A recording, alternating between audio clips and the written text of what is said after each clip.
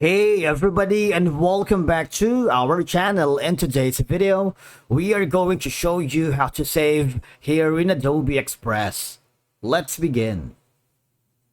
Saving your work to Adobe Express is a simple process that offers several advantages, particularly for convenience, accessibility, and project management.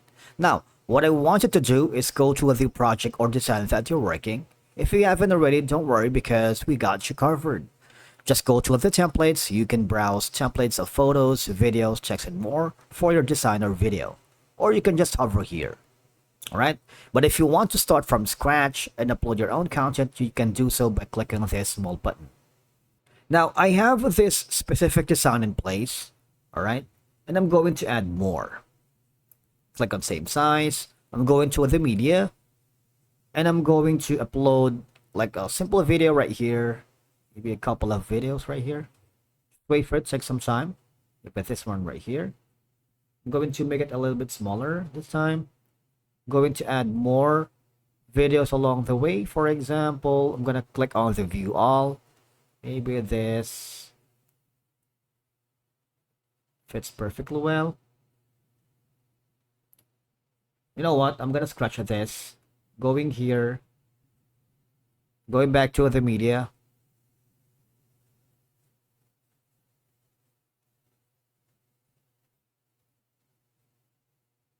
Okay, so we have that in place. Looks good together. I'm gonna hold it together so I can move that along. Yeah, maybe put this fire right here. It's lit. And the time-lapse video, right? So that now for you to be able to save with that, it's really easy. All right. Now you see all these signs here in Adobe Express is automatically saved. It's not like you click on file and there's gonna be like save, right? There isn't. So once you update anything here, it's gonna be automatically saved, all right?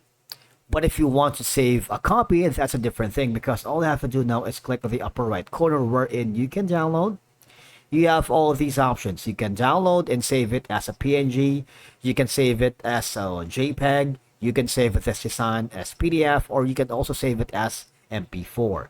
You also have the option to save it on your Google to your cloud accounts, to Google Drive, OneDrive, and Dropbox. All right.